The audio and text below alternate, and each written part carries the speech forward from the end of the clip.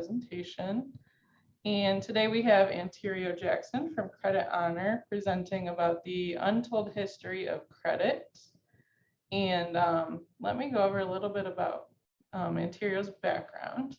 So he is a financial coach and a college and career expert. He is a board certified credit consultant specialist. And he started his company Credit Honor because he had been taken advantage of by paying for credit services and then never hearing back from the company. He used his own credit to get items in his name for close friends and family who he thought would be responsible, but then they ended up taking advantage of his kindness. Yes. He also started his company Credit Honor because credit education and finances are not taught on purpose, and the many people who have been educated know only a small fraction of the whole story. So Anterio is passionate about educating, presenting quality content, and delivering on his promise. He always makes sure that clients and partners are well informed, and the relationship that he builds with his clients means more to him than the monetary transaction. So I will go ahead and turn it over to Anterio. Thank you. Thank you. Thank you so much, Emily. I really appreciate that for the introduction.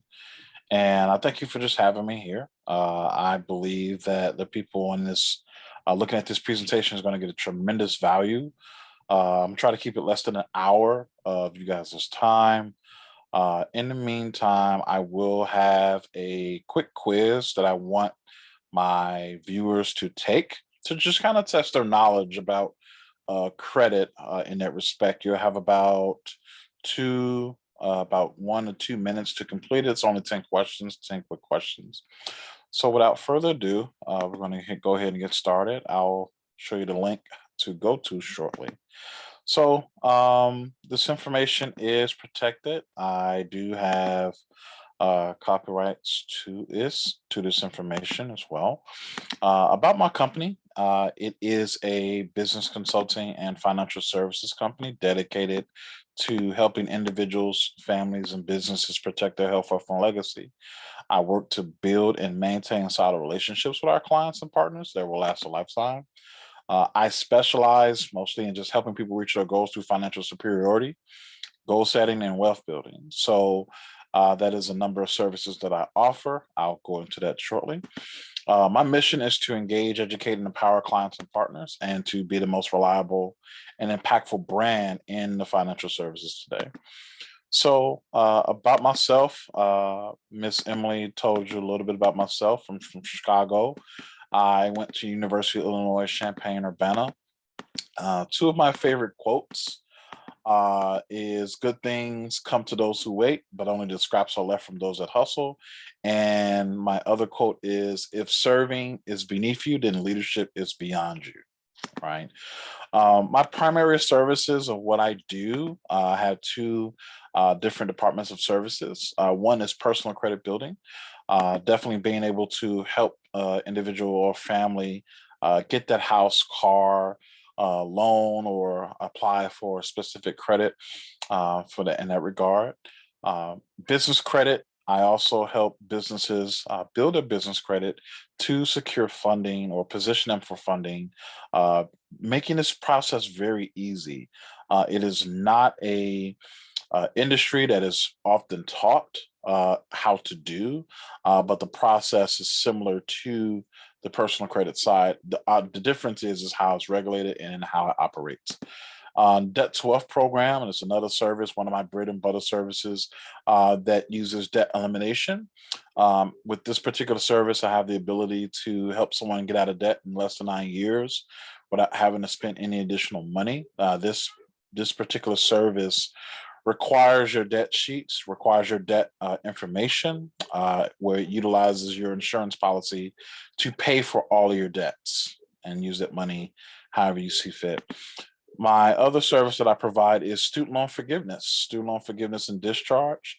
I use the 2010 Education and Reconciliation Act, poised in 2010, to help those with student loans that are with the Department of Education be forgiven. I also have that service. My other service is funeral assistance program, funeral assistance plan. This is not an insurance product. This product covers anybody between the ages of 0 to 80. There's no medical. There is no blood work done for this potential service. This service covers your funeral expenses for up to 7 people. So 7 people on one plan. The plans are as low as $75 to $50 a month, and it covers 7 people. So that's a premier plan. Business consulting services consists of business consulting and coaching services through automation. I like learning a business's procedures and how they operate and how I can simplify that total process and making it very less time consuming. What better way than to free up your time when you're in business? Credit and finance seminars. This is one of the presentations. I have several presentations that I do across the United States and travel and do seminars all over the place. So credit and finance is one of my bread and butters. I love it. I love this information, and it is very enlightening once presented. Business entity setup assistance, as well as I help build out all-in-one inclusive CRM portals with automation, business plan creation, and business model canvas. So those are my different services that I have. I would like for those that are viewing this presentation to go to this link and take a pre-test. It is 1 to 2 minutes long. It's 10 questions, pretty easy. But I would like to test your knowledge. So I'm going to put this in the chat. I added it to the Oh, chat. you did it? Okay, perfect. Perfect. So I'll go to it just to kind of show you kind of what it looks like so that you all, those in the audience, can see it. So this is a pre-test. You just put your name. I'm just going to put my name here, and I want to show you the questions that are in here. Your email. Let's do this. And there's a prize at the end of this too. So the people with, I'll say 7 or better, 7 questions answered correctly or better will get a 30-day free trial with my company called Niche Discounts, where you get 10 to 50% off on the stuff you already buy.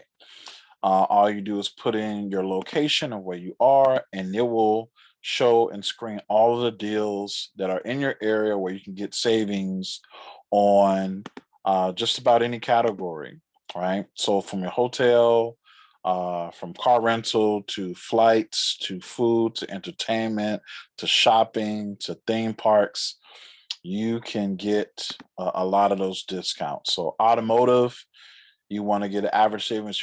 If you're buying a car from Chrysler, average saving is $3,494. I am not kidding. If you're getting a Ford, $4,925. Like, I literally have all the deals of the companies that you go to every day in this platform. So you get a 30-day free trial. The membership is only $10.61. That will more than pay for it. And I also have an opportunity for a fundraiser. So for any nonprofit organizations that want to fundraise, I'll create your custom landing page to drive revenue towards your organization through this platform. So to this form, I'm going to go through just some of the questions so you all can see them. The first question is, how long have you been around? How long has credit been around? This is one of the first questions that it asks. It's about a total of 10 questions, but I would like to see, what people would answer in regards to that. So I'm just going to randomly pick one. It's not the correct answer. When was the magnetic strip of credit developed? I'm just going to pick an answer just so you can see the questions. Which credit card company only offered credit cards that had to be paid back immediately? We look at this option as well. When was the FICO founded? What does FICO stand for? People definitely need to know this. How many credit factors does FICO have? I'm not picking the right or wrong answers. I'm just picking something just so you guys can see the questions. How many factors does Vantage have? What are the 3 main bureaus? Are there other bureaus than the main three? Do the credit bureaus make money from you? And once you click continue, it'll show you the total score. Obviously, I didn't do so well. This is just a demonstration. So let me go back to our presentation. I'll give you guys about 30 more seconds to kind of complete it so that we can go forward. So in the meantime, while you guys are completing the pretest, I'm going to go ahead and begin to start the presentation around the history of credit. So the history of credit is nothing new. It has been around for a very long time. This concept is not new.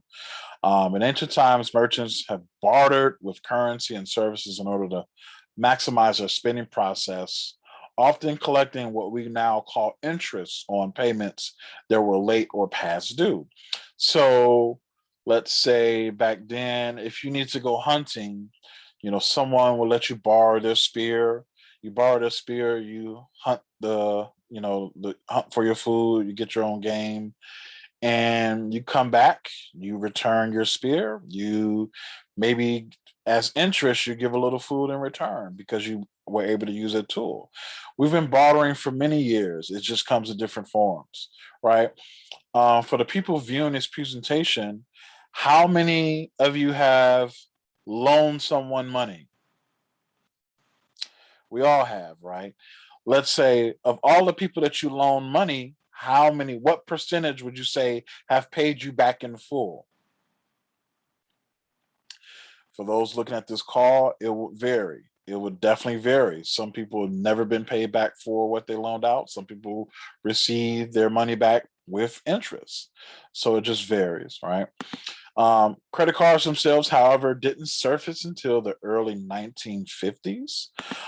And the American Express and Diners Club were the forerunners in the plastic money that we issue today. So they issued their first credit cards to fewer than 200 Americans for the use of in restaurants and entertainment venues in New York City. More of its kind were issued in New England into the late 60s. So, but none of these credit cards could be paid off over long periods of time, meaning they could not be revolving credit cards. They were not carryovers. These were cards considered charge cards, meaning you have to pay the balance off in full every month. You could not carry over the balance. So these balances were due immediately. Bank of America, which issued the Bank AmeriCard in California in 1959. This was the first card to be accepted almost universally. All right. So in the early 1970s, the first magnetic strip was developed, and this was what launched the use of credit cards as we know them today. So the magnetic strip system was used in England in the early 1960s. It was not standardized until the 70s in the United States. So here's a picture of a particular credit card. If you actually take out your debit or credit card, you can actually see kind of the same representation of what's on this picture. You have your magnetic strip here for the slide through of transactions. You have your hologram for additional security and information and authenticity. You have your bank account informational right here, where it shows where the card is from and the actual number to call. The network logo, security code for the threes for the CVV, and the signature area as it relates to your signature. The Bank AmeriCard eventually became Visa. The Master Charge, formed in the late 60s, eventually became MasterCard. These were the two most popular card issuers in that time, as they remain today. So they revolutionized the magnetic strip on credit cards and began to form credit card offers that allowed debts to be paid off incrementally. This is the invention of the revolving cards. This is the one where you can carry over a balance to the next month. Okay. With that in mind, as the bank card industry became more widely spread, financial institutions that were interested in issuing credit cards began to align themselves with either the Visa Association or the MasterCard Association. So you remember back then, probably maybe like 7 to 10 years ago, maybe a little bit more, certain stores would have certain um, merchant point of sale systems. Some would have where they only did MasterCard, and some where they had where they only did Discover, or some would have where they only take credit cards from Visa.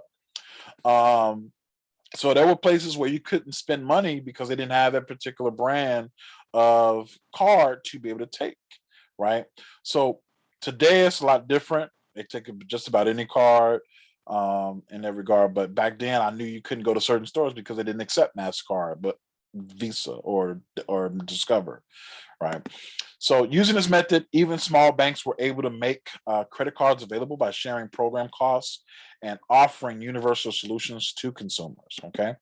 So in the late 80s, this was made even easier when bylaws were generated to allow any single financial institution to offer both the Visa and MasterCard bank cards. Okay.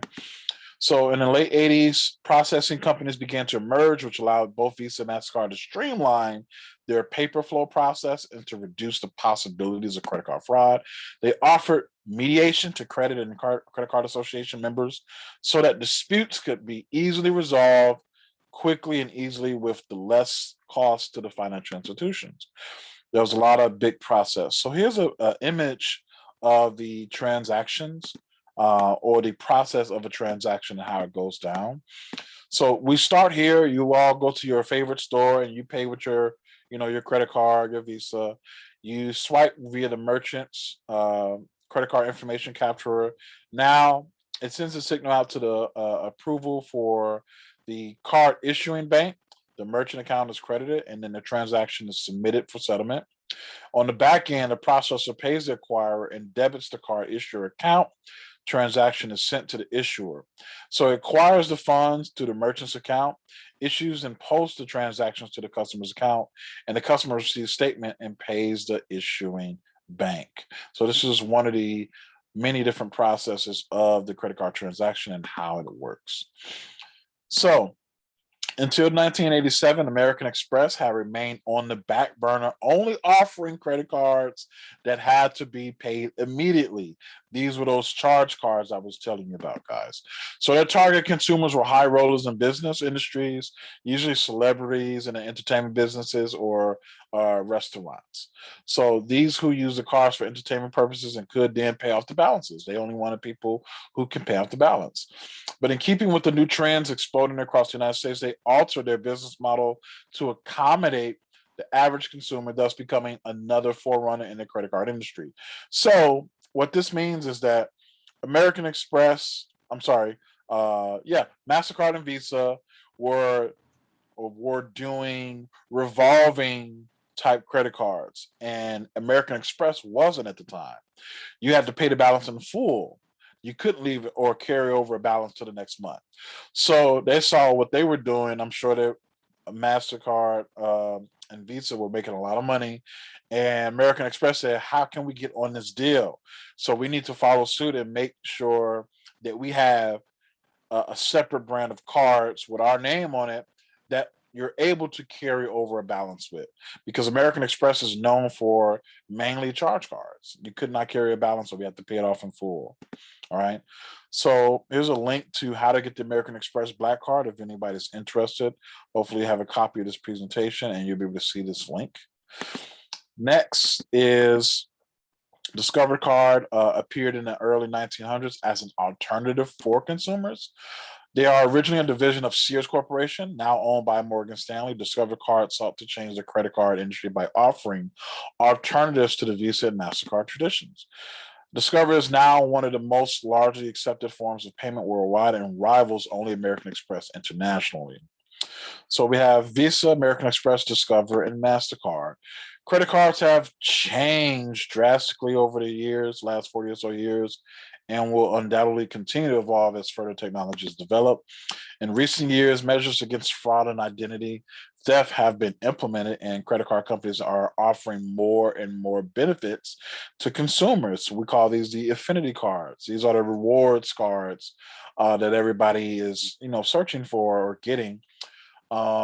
Maybe you have a credit card with Southwest to maybe get points on your flyer miles, right? Or you have the Citibank cash back 2% card where you get a percentage of cash back from what you spend and what you pay back, right? Or you have the Quicksilver 2 to 3% cash back. Or you have a Marathon card that gives you 3% off on gas, right? There are many rewards for different credit cards now today because they want to incentivize you to use them. They make money every transaction. There's over 14 trillion transactions a year between 14 big banks. And about 7 trillion of that is the money that they take home every year. So imagine how many transactions there are. Tons. So the competitive competition between Visa, MasterCard, American Express, and Discover have proven a significant benefit to the public and will likely continue to grow. So, more history. We need to establish the creators of FICO. FICO was founded in 1956 by engineer Bill Fair and mathematician Earl Isaac and was originally named Fair Isaac and Company. The initial goal, according to a website, was to improve business decision by using data intelligently. So Fair Isaac developed and sold their first credit scoring system in 1958. In 1991, FICO scores were released to the 3 major credit bureaus, and by 1995, Fannie Mae and Freddie Mac were recommending the use of FICO scores for mortgage lending. What this means is that over 90% of lenders use a FICO score.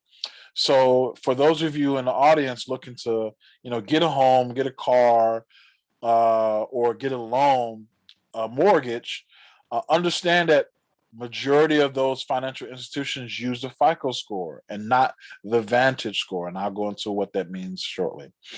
So in 2009, the company officially changed its brand name and stock symbol to FICO. All right. So there's a question on the quiz. So hopefully people got it, or we'll get it on the pre-test, post-test. So Vantage was jointly introduced by the credit bureaus, Equifax, Experian, and TransUnion. They merged and created a joint venture called VantageScore in March of 2006. They haven't been here that long. They were there to compete against FICO. So like the FICO, VantageScore is at its core is complicated formula that takes information about a consumer's payment behavior and crunches it into a single 3-digit number. Credit scores tell lenders how risky a borrower are and are a key factor, sometimes the only factor, in their decisions on whether to lend to you and at what rate. So the higher the number, the better the deal is for the consumer. So here are the differences between FICO versus Vantage. Understand that, and this is a joke slide, FICO is more like Apple, proprietary, more secretive. Vantage is more like Android, used in many places, open source. Okay, you all may laugh. All right. FICO has 5 main factors, and VantageScore has 6 main factors. Okay. So, of the FICO scoring model, the payment history is 35%. The payment history for Vantage is 40. The credit utilization for FICO is 30%.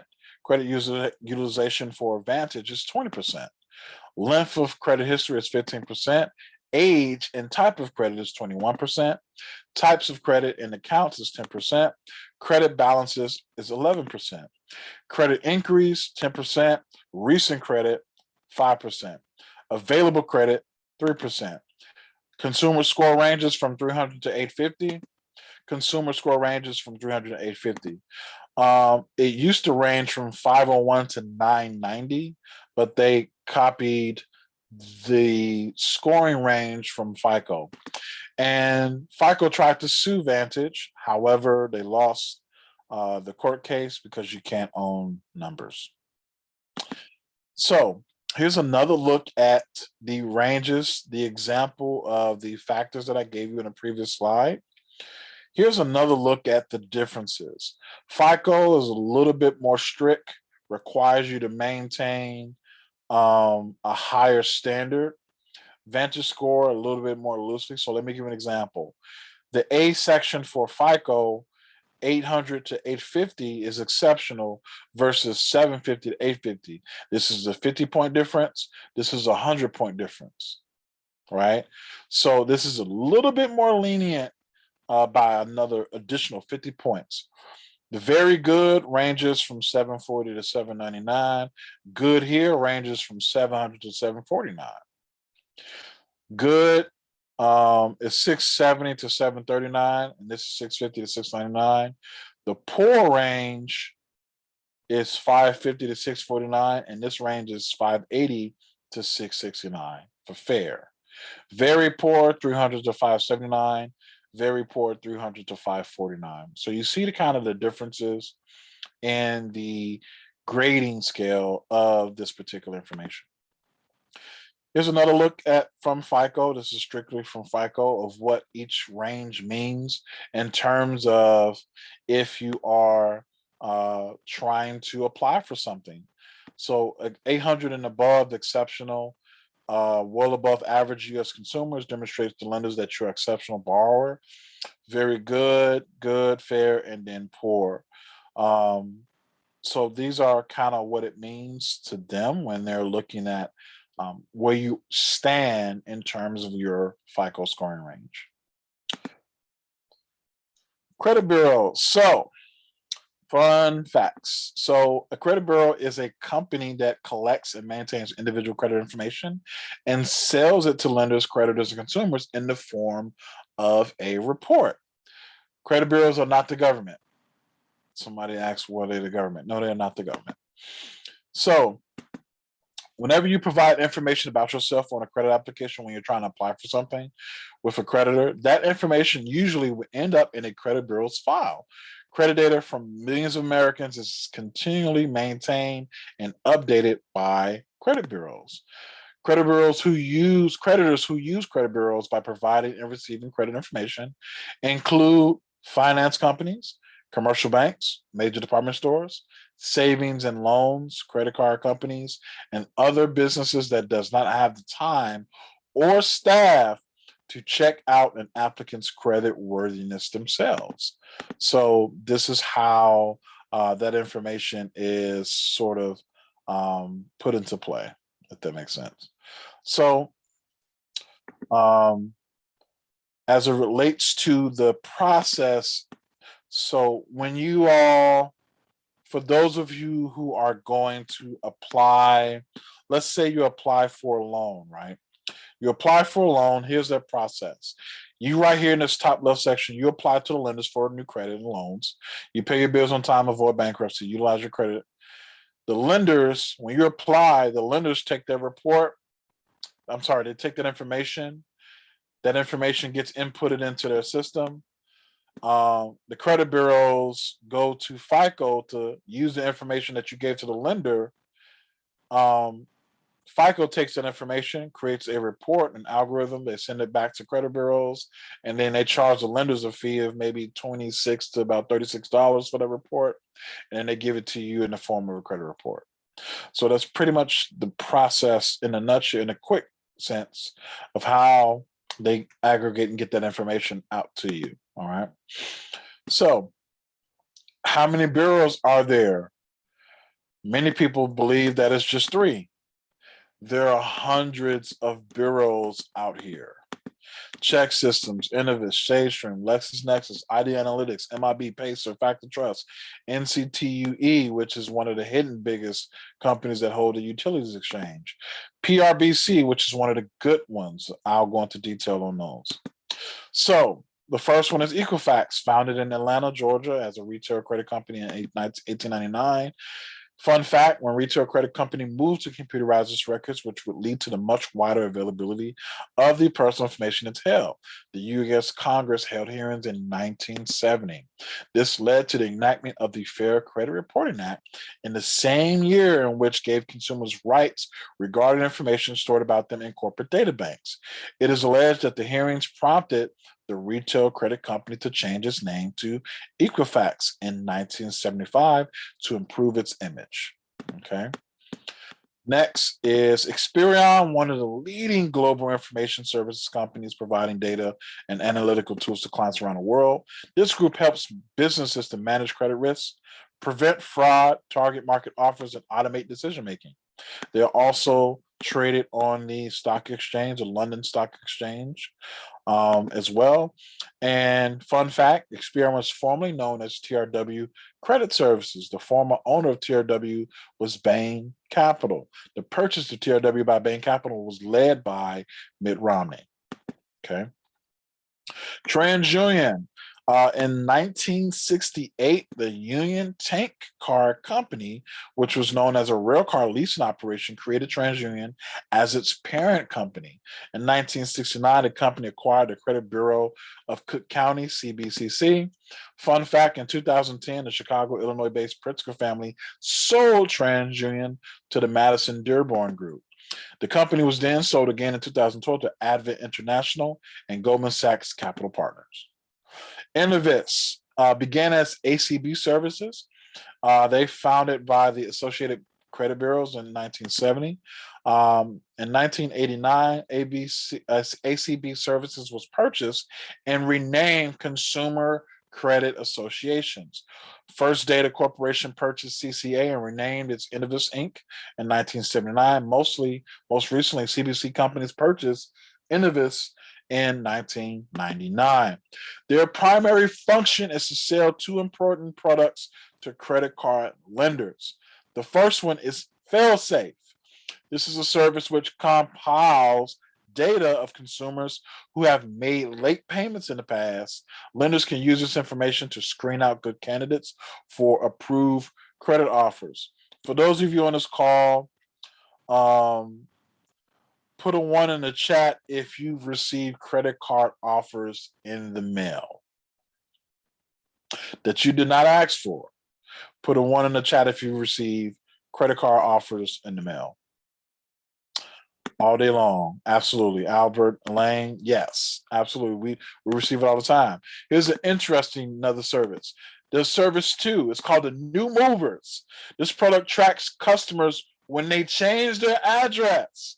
This allows creditors to send out their credit card offers before the competition. You just moved into a place. How are you getting mail? You have to let them know that. You publicly display the information. Check Systems is a check verification service and consumer credit reporting agency owned by the eFund subsidiary Fidelity National Information Services. It provides information about the use of deposit accounts by consumers. In 1991, the agency was owned by the Lukes Corporation. It was part of the spinoff from the Lukes that formed eFunds in 1999. The number of bank and thrift branches served in 1991 was about 59,000. All right. As it relates to SageStream, this is also a consumer reporting agency that's regulated by the Fair Credit Reporting Act. SageStream provides consumer reports and credit scores to different types of companies, including credit card issuers, retailers, and wireless telephone service providers. Okay.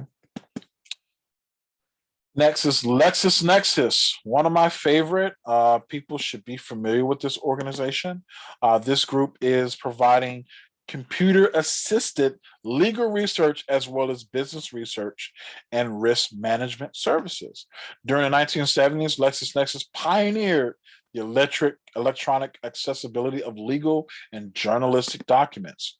In 2006, the company has the world's largest electronic database for legal and public records related information. So LexisNexis would be the place where you go to see information about your tax liens, bankruptcies, judgments. This is where they would possess those. All right. They would also have information on you for cases as well. ID Analytics, one of my favorite. They are the leader in credit and fraud risk solutions that, with patented analytics, proven expertise, and up to minute insight into consumer behavior. They're the ones that get the big bucks for creating situations or providing data on situations on, if I gave this consumer a 10,000 credit limit, what is the likelihood of them defaulting and what is the likelihood of them not defaulting? How long on average will they keep that account open? How long on average will they pay on time, right? So they provide some of the big data around consumer behavior. Established in 2002, one of the nation's largest networks of cross-industry consumer behavior data. This company's exploration to consumer identity behavior also supports an industry-leading research resource. PACER, public access to court electronic records, which is what it called or stands for. This one is another one similar to LexisNexis, but probably bigger. They've been around a little bit longer. It allows users to obtain case and docket information from the United States District Courts, United States Courts of Appeals, and United States Bankruptcy Courts. The system is managed by the Administrative Offices of the United States Courts in accordance with the policies of the Judicial Conference, headed by the Chief Justice of the United States. As of 2013, it holds more than 500 million documents.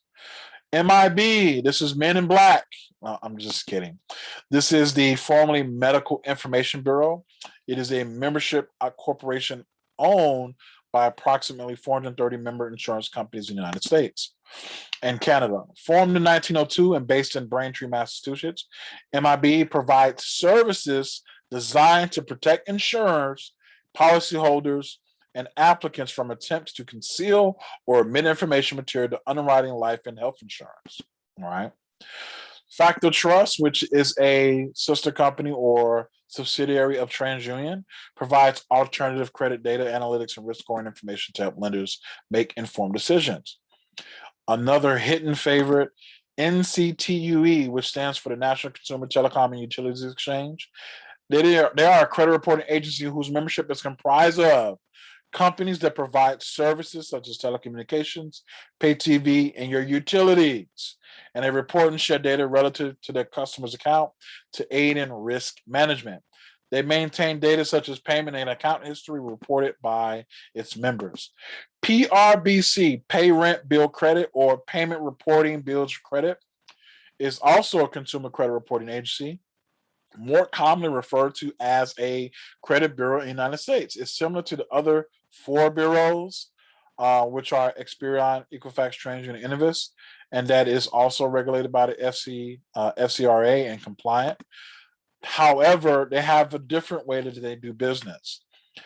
Consumers are able to self-enroll and self-report their own non-debt payment history to PRBC.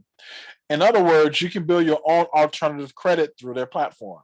So you can build a positive credit profile based on alternative data such as timely payments for bills such as rent, utilities, cable, telephone, insurance, things that are automatically reported to other that are not automatically reported to other bureaus. You can self-report and get alternative credit through their system, and they have over 5,800 lenders who would approve you for that loan or that home or what have you. So they are a free service, and you're able to use them. So this is great information. PRBC, again, is free. When someone takes out a loan, a lender or merchant will pay a fee to PRBC so they can see his or her alternative credit rating. Okay. So how do bureaus make money? So one of the ways bureaus make money, well, first of all, they act as information brokers for consumers' credit history. So they are the normally in between. So they're presented as agencies that sell their services to banks, mortgage lenders, credit card companies, retailers, and other businesses that grant credit. On the surface, the financial arrangement between lenders and credit bureaus does not make sense at first. Credit grantors provide consumer credit information to bureaus for free. Then they pay to have the credit information sent back to them. The credit bureaus are able to collect, aggregate, synthesize, and analyze the enormous quantity of information sent to them. Okay. So one of the ways they make money is through credit services. Credit services are what most people think of when it comes to credit bureaus. So the credit bureaus receive a request from a lender for a credit report, which the bureau sells to the lender. Okay. Number two is decision analytics. Credit bureaus do not just want to sell a history of borrower payments, but instead the bureaus package detailed transaction history with analytics about the way an individual interacts with certain debts. Lenders pay more for these types of reports. Marketing. While it's not traditional form of marketing, lenders that offer pre-approved credit offers, usually in the mail or online, are paying a marketing fee to credit bureaus for a list of consumers who meet predetermined requirements. So you know how you get in the mail, hey, you've been pre-approved for this. That's because they pre-screened you already, right? And they're just waiting for you to apply. So they entice you with all these incentives to apply and go from there. And usually when you apply for a credit card, it costs on average between 50 to like $75, because you have to pay for the mailing, you have to pay for the card, the setup fees. It can get pretty pricey. So they got a lot of money to spare when it comes to that. Consumer services. This is where we come in, where credit bureaus interact directly with us consumers, usually through credit monitoring services or identity theft protection or fraud prevention services. These services have become increasingly popular as the risk of identity has definitely grown. So with that in mind, that is for part one of my presentation. The next presentation that we'll do will be how to get a perfect credit score. And I'll tell you the statute of limitations around specific things on your credit report. And I'll tell you also the biggest reasons on why people get denied. So for now we may go into the post test. I want to test you guys' knowledge. Anyone that gets a 7 out of 10 correct will get I'll give you 30 days access to my niche discounts membership platform with that in mind. So now it's time for the post test. This is the link to the post test. And Emily has put it in the chat. So I am now also open for questions. If anybody has any questions, tell me, how did you like the presentation so far? We'll do a part two that coming next week on Tuesday at 10 a.m. for the next presentation. And thank you so much. I appreciate you all's time. Emily, are you there? Yes, I'm here. Awesome. Thank you for a great presentation. I learned a lot. Thank you. I'm curious about these post tests. Right. I'm gonna take mine now too. Yep.